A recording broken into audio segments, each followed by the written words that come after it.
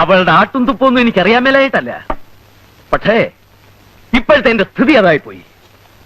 സൗകര്യക്കാരനായി പോയില്ലേ, പാപ്പ മുതലാളിയായി പോയി. പട്ടി കടിക്കാനായിട്ട് ഇലക്ഷനിൽ നിന്ന് പഞ്ചായത്ത് പ്രസിഡന്റുമായി.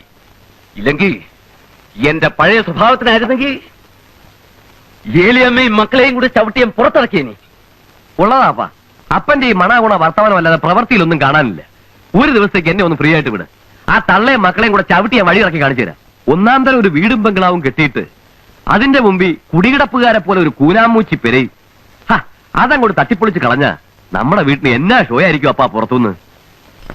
അപ്പൻ എന്നാ അത് മനസ്സിലാവാത്തത്? കൊല്ലം രണ്ടായില്ലേ ഇറങ്ങിത്തരാൻ പറഞ്ഞിട്ട്? പൊന്നുമല കൊടുക്കാമെന്ന് പറഞ്ഞിട്ടും ഇറങ്ങുന്നില്ല. ഇനി അങ്ങോട്ട് ചവിട്ടി ഇറക്കണം.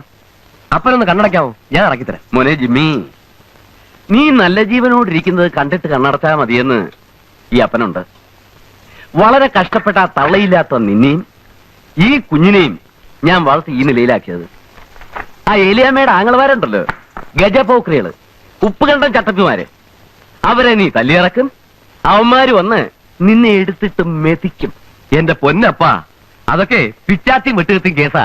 ഞാനേ തോക്കെടുക്കും, തോക്ക്. ആ തോക്കും വെടികൊണ്ട് ഒന്നും വേണ്ട. ഇന്ന് വികാരി അച്ഛൻ ഒരു കോംപ്രമൈസ് വെച്ചിട്ടുണ്ട്. നോക്കട്ടെ എന്താവുന്ന്. മരം കയറി മറിയാമ്മേ. നിന്റെ തള്ളയാടാ മരം കയറി മറിയാമ്മ. ഞാൻ എന്റെ തള്ളയെ തന്നെയാ വിളിച്ചത്. വെറുതെ അല്ലടാ മരമാക്രി. നിന്റെ തന്ത ഷാപ്പിലിരുന്ന് തന്തയ്ക്ക് 7 ദിവസം മുമ്പുണ്ടായവനെന്ന് നിന്നെ വിളിക്കുന്നത്.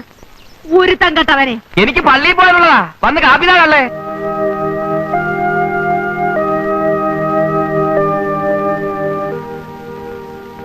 ഫാദർ, ആ, വേദപാഠം പഠിപ്പിക്കാൻ വരില്ല എന്ന് പറയാൻ വരികയായിരിക്കും, ഇല്ലയോ? നല്ലത് വരും കുഞ്ഞെ. വിവാഹമെന്ന കൂദാശിയുടെ അർത്ഥം, അതിന്റെ വ്യാപ്തി ഞാൻ നിനക്ക് പറഞ്ഞു തരേണ്ട കാര്യമില്ലല്ലോ. തിരുസഭയുടെ നിയമങ്ങൾ അനുസരിച്ച്